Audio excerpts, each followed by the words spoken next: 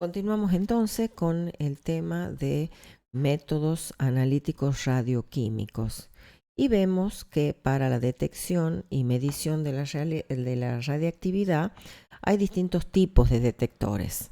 Nosotros vamos a estudiar los detectores de gas y los detectores de centelleo.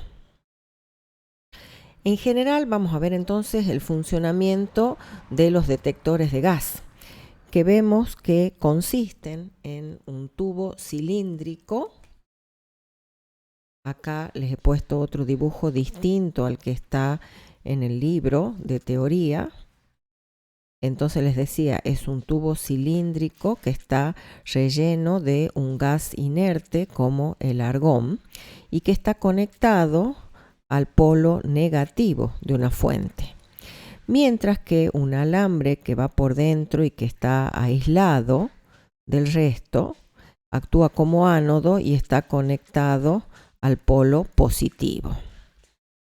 Entonces, cuando ingresa la radiación, lo hace a través de una ventana transparente, en este caso es esta que estoy señalando, y produce la ionización del gas de llenado.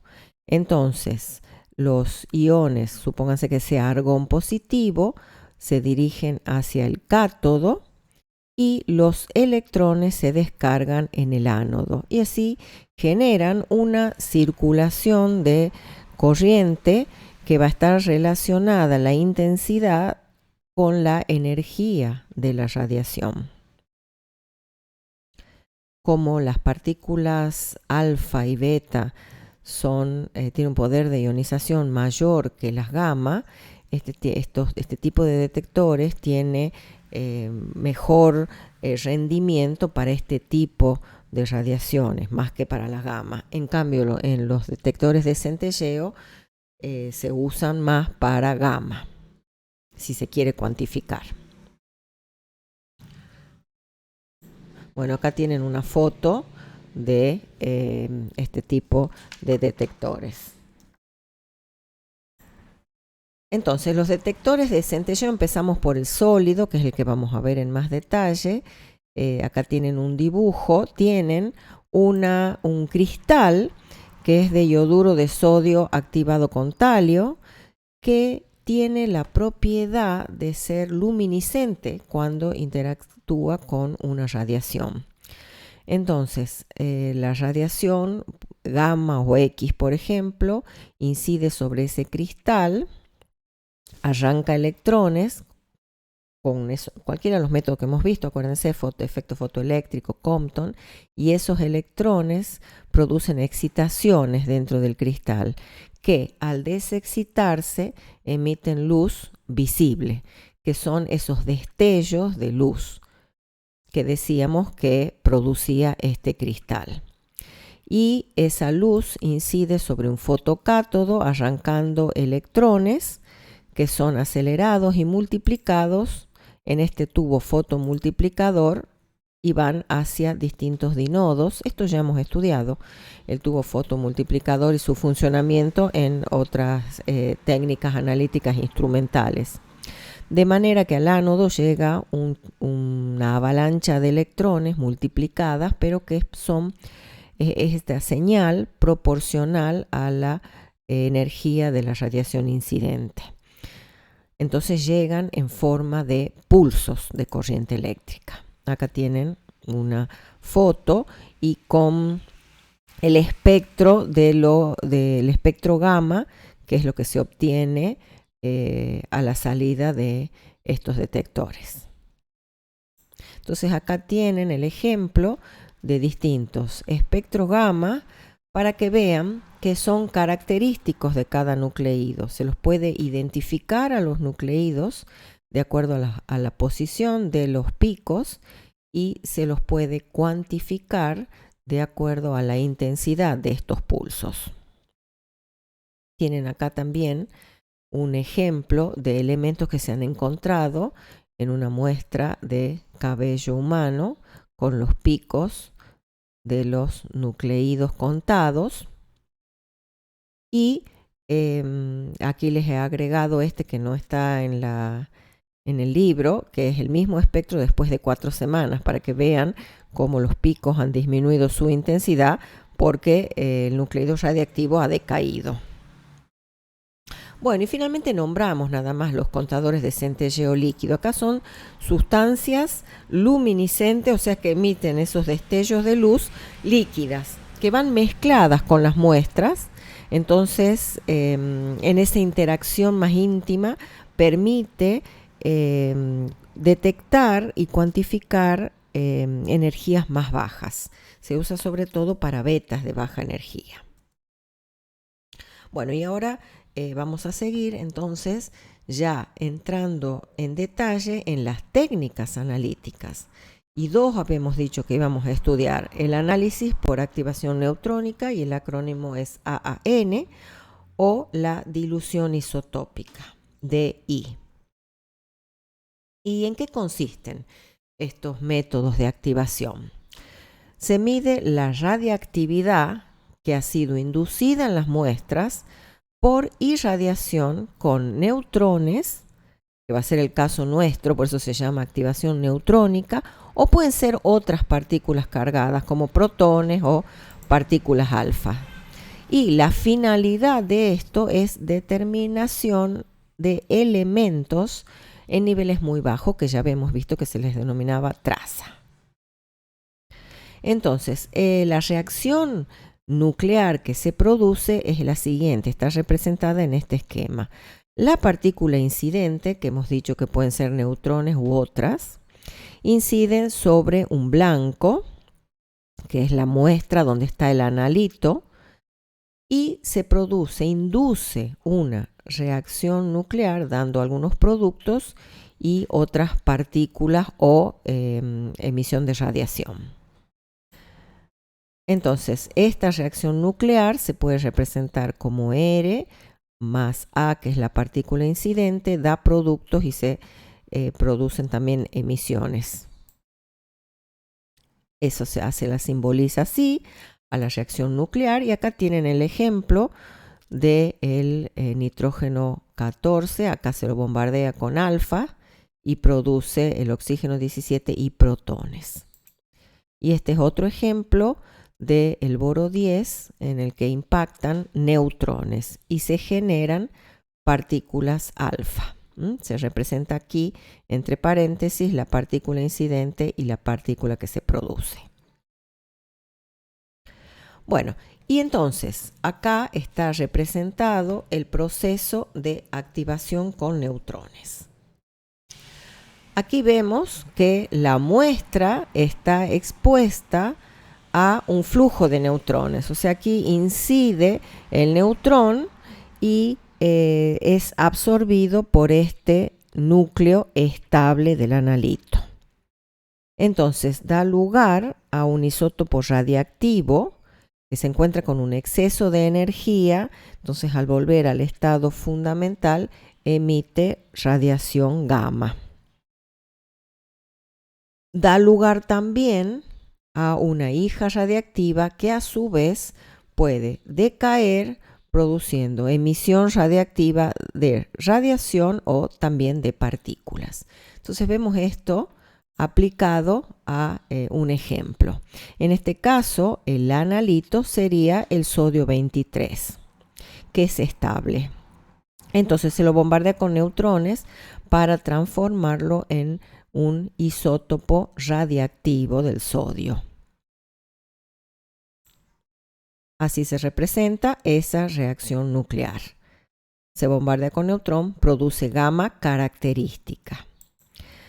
A su vez, ese sodio decae a magnesio emitiendo beta negativo y radiación gamma característica. El periodo de esa desintegración es de 15 horas. Entonces, seguimos con la cuantificación del sodio. Hemos producido esta reacción y el espectro gamma que se obtiene es este que está representado aquí con estos dos picos característicos de los fotones gamma, de los dos distintos fotones gamma de energías diferentes. Entonces, este espectro sirve para identificar a la especie presente, en este caso el analito, y cuantificar según la intensidad de estas radiaciones. No se olviden de ver bien qué es lo que se representa en cada eje. Aquí está la tasa de cuentas expresada en cuentas por segundo en función de la energía en keV, o sea, kiloelectronvoltios. Entonces, habíamos dicho que la muestra era sometida a un flujo de neutrones. ¿De dónde se obtienen? ¿Cuál es la fuente de esos neutrones? Y vemos aquí 3 casos: reactores nucleares, isótopos radiactivos o instrumentos llamados aceleradores. Entonces, para inducir la radiactividad, los neutrones tienen que ser térmicos, o sea, tienen que tener energías alrededor de 0,04 electronvoltios, o sea, no son neutrones de alta energía. Para conseguir estos neutrones térmicos se los hace interactuar con sustancias moderadoras que por choque hacen que disminuyan su energía y que son los capaces de ser absorbidos por los núcleos e inducir ese isótopo radiactivo. Vemos el primer caso de los reactores nucleares, que son instrumentos que producen neutrones térmicos como consecuencia de la reacción de fisión nuclear. Ustedes ya han estudiado la fisión nuclear, o sea, un núcleo de uranio 235 absorbía el neutrón formando el uranio 236, que es el que se puede fisionar en productos de fisión, y neutrones que son rápidos y que interactúan con sustancias moderadoras, como el agua o la parafina, que por choque les disminuye la velocidad. Los reactores nucleares generan un elevado flujo de neutrones, o sea que producen bajos límites de detección. Ustedes tienen aquí las fotos del reactor del Centro Atómico Bariloche y el de Ezeiza, para que vean que son estructuras que son complejas y no es algo que uno tenga en el laboratorio. Eso están digamos, lugares especiales. Entonces, estos dan buenos límites de detección. La otra opción, que es más portable y más fácil de tener en un laboratorio, es el uso de isótopos radiactivos, o sea que se produce esa fisión que vemos, pero en forma espontánea, como el californio 252, que en su decaimiento produce neutrones. También puede usarse una mezcla del radio 226, que es un emisor alfa, que se combina con berilio, y en esa reacción el berilio con alfa producen los neutrones, por eso es otra fuente de neutrón. Y fíjense, vienen en recipientes así blindados ya la mezcla de radio con berilio. Y el último caso era el de los aceleradores de partículas. Acá tienen la foto del TANDAR, que está en Buenos Aires en la Comisión Nacional de Energía Atómica. Estos equipamientos aceleran partículas cargadas que a su vez inducen reacciones que generan neutrones. Es decir, por ejemplo, acá tienen un deuterón, que ya lo hemos visto antes, que incide sobre tritio, que sería el blanco, y produce alfa y neutrones. Esto es lo que a nosotros nos interesa, los neutrones. Y esos neutrones interaccionan con la materia por captura de neutrones. Acá ven el dibujo, está el nucleído que es bombardeado con neutrones y lo absorbe dando lugar a un isótopo radiactivo, como en el caso que habíamos visto de el sodio 23. Ahora, la eficiencia de esa captura de electrones depende de un parámetro que se llama sección eficaz de captura, y que es la probabilidad de que un átomo capte la partícula incidente para formar el nucleído radiactivo. O sea que el analito tiene que tener un valor adecuado de sección eficaz de captura para que se produzca esta reacción. Vemos entonces cómo es el procedimiento del análisis por activación neutrónica. En primer lugar, muestras y estándares se exponen a un flujo de neutrones que puede provenir de alguna de las fuentes que hemos visto. En este caso, en la foto tienen un reactor nuclear, que es el que produce los neutrones. Los núcleos estables del analito absorben estos neutrones. Se forma un producto radiactivo que decae.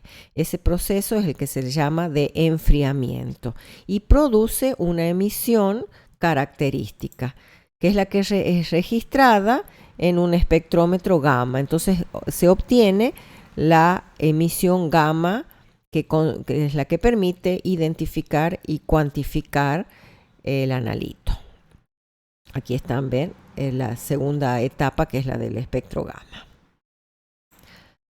Bueno, entonces se irradia la muestra y estándares y se deja que enfríe, o sea que empieza a decaer ese nucleido radiactivo formado. A partir de aquí se pueden seguir dos vías distintas, el método no destructivo o el destructivo. El no destructivo es el que se denomina análisis por activación neutrónica instrumental, que es el más común. O sea, empieza a decaer y se hace el recuento radiactivo y se procesa la señal. La otra opción es separar el analito a través de algunas de las técnicas como precipitación o una extracción, un intercambio iónico. Ese es el método de análisis activación neutrónica radioquímico. De cualquiera de las maneras, de las dos maneras, se obtiene el espectro con los picos característicos. Y esto es lo que ya hemos visto, se los puede individualizar y cuantificar.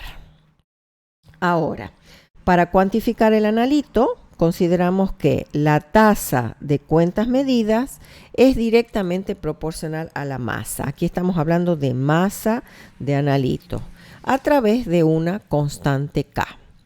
Entonces, para ver la aplicación de esto, tienen ahí un ejemplo y en el que dice que se analizó una muestra de agua de río por activación neutrónica para determinar aluminio y se usa el método de adición estándar. Entonces, a 5 mililitros de la muestra de agua se le agrega 1 mililitro de patrón que tiene 1 microgramo del aluminio. Y a otra alícuota igual, o sea, a otros 5 mililitros de agua se le agrega solo el agua desionizada. O sea, tengo la muestra y a la otra porción muestra más la adición del estándar. Las dos muestras se irradian con el flujo de neutrones, se deja un periodo de enfriamiento para que empiece a decaer y se cuenta la radiación del aluminio 28. A la que se le agrega solo el agua desionizada, da 2.315 cuentas por minuto. Y la solución del agua a la que se le añadió el estándar da 4.197 cuentas por minuto. Entonces planteamos, para poder calcular lo que me pedía la masa del aluminio, las expresiones que ya hemos visto para otras adiciones únicas de estándares, en donde la señal, que en este caso es la tasa de cuentas, es directamente proporcional a la masa. Esta es cuando esta expresión se aplica a la muestra sola, o sea, a la que se le ha agregado agua. Y esta es mi incógnita. Luego tengo la señal de la mezcla de la muestra con el estándar, o sea, es proporcional a la suma de ambas masas. Entonces esto se resuelve, este sistema, y se llega al resultado de la masa de aluminio, que da 1,23 microgramos. Las ventajas de esta técnica: es un método muy sensible, también específico. Hemos visto que la radiactividad inducida es característica de cada sustancia, mínimas interferencias, preparación de la muestra también es mínima. Acuérdense que en los otros métodos habíamos visto en los instrumentales anteriores que la preparación requería a veces más tiempo que la medida misma y una calibración sencilla. Ahora, ¿cuáles son las limitaciones? Que la sustancia tenga una sección eficaz de captura muy baja, entonces no me sirve. Acuérdense que hemos visto que el analito tiene que absorber los neutrones. Que el isótopo formado no sea radiactivo, eso es obvio porque entonces no va a haber un decaimiento y no se va a poder medir. O que su periodo de desintegración sea muy largo o muy corto. En ese tiempo de enfriamiento tiene que ser un valor acorde a los tiempos que se manejan en el laboratorio. Que su radiación no sea detectable. Y esto es un gran problema, es que el equipo que requiere es muy costoso y además las instalaciones tienen que ser especiales y las personas que manejan todas las sustancias radiactivas también tienen que tener permisos y habilitaciones especiales. Que es lo que, bueno, les decía acá, para la manipulación y también disposición de los materiales radiactivos. Bueno, y las aplicaciones de la activación neutrónica, al ser un método que no es destructivo, se puede analizar muestras valiosas de arte, monedas, forenses, como la muestra esa de cabellos que le ponía para ver si había el espectro que le puse del cabello, para ver si había alguna intoxicación, por ejemplo, con arsénico, muestras arqueológicas.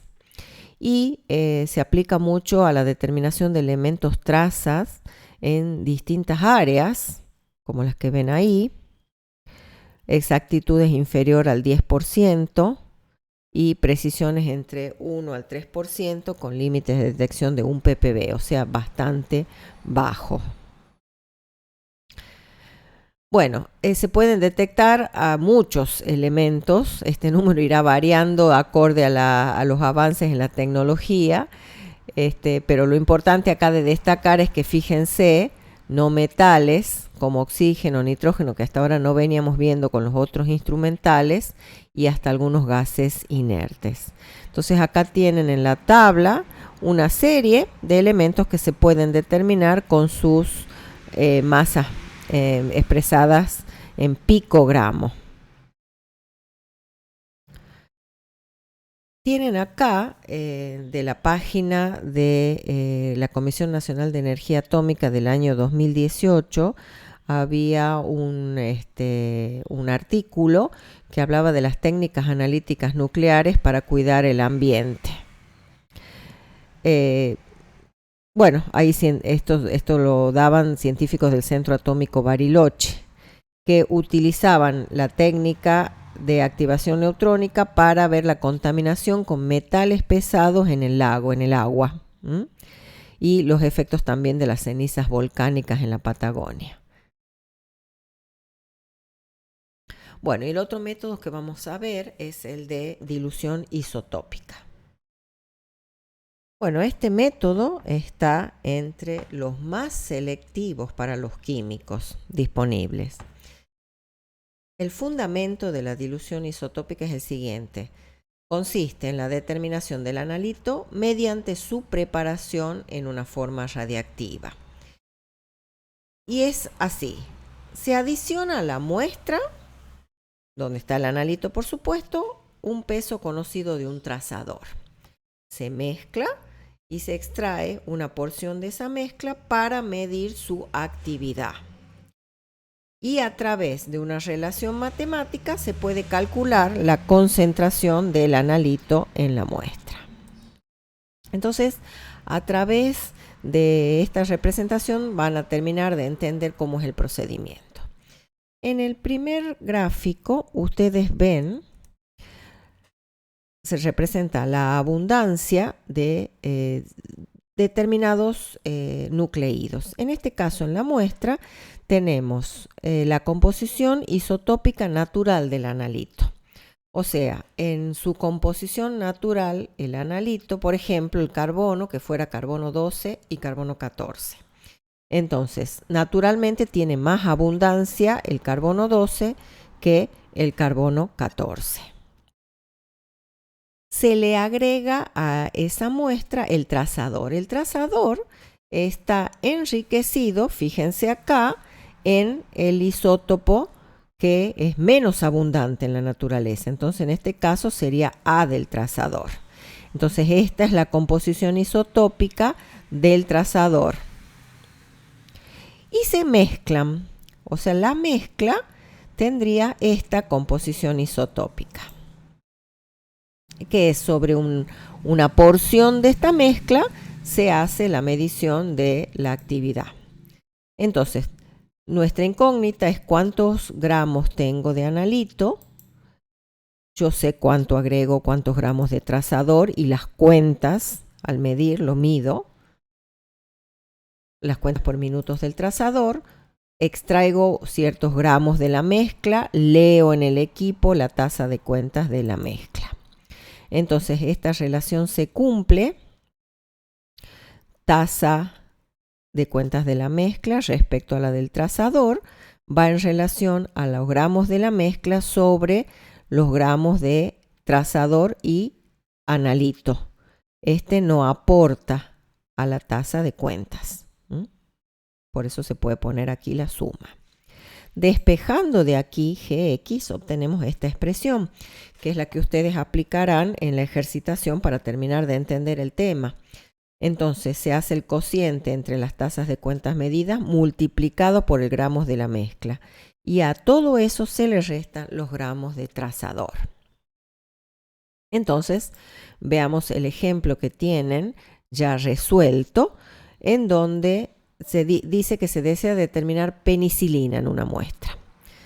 Entonces, se incorpora a la muestra 10 gramos de penicilina marcada, que registró una tasa de cuentas de 555.000 cuentas por minuto con un Geiger. De esa mezcla se aísla 0,36 miligramos de penicilina y de eso da una cuenta de 1.365. Entonces tenemos que aplicar la fórmula sabiendo que los gramos de trazador que hemos agregado, eso es la penicilina marcada, o sea, con enriquecida o marcada con el isótopo que es menos abundante. Entonces, decíamos gramos de trazador, la tasa de cuentas, los gramos que se aísla de la mezcla y cuánto se lee de la mezcla. O sea, están todos los datos para reemplazar. Aquí lo único que tienen que tener en cuenta es que las unidades sean las mismas para poder simplificar. Si eventualmente aquí, en vez de darme tasa de cuentas, se les da el valor de actividad, acuérdense que tienen una relación entre actividad real, que la que yo les había dado era en microcurie, respecto a las desintegraciones. Seguramente esa equivalencia se las damos, pero chequen que esté en las mismas unidades. Por los gramos que se ha aislado de la mezcla para el conteo, menos los gramos de trazador, y me da el resultado. Y tienen también sobre el final un último ejercicio para aplicar esto, que dice que en un experimento por dilución isotópica se determinó el contenido de cloruro al agregar 5 miligramos de cloruro marcado, o sea, ese es el trazador, con este isótopo, el cloro 38, a la muestra, y da 2 por 10 a la 5 cuentas por segundo. Entonces, ¿cuál es la cantidad de cloruro en la muestra original? Si se aislaron, ojo aquí, está mal tecleado, es 0,400 miligramos de cloruro, que dio un conteo, y aquí también tienen que corregir, de 135 cuentas por segundos. Entonces, 5 miligramos del trazador, 200.000 son estas cuentas por segundo. Se aísla 0,4 miligramos y se cuenta 135. Simplemente aplicamos, aquí también tenemos la misma unidad, y eso me da 587,6 miligramos. Bueno, y con esto terminamos ya el tema de métodos analíticos radioquímicos.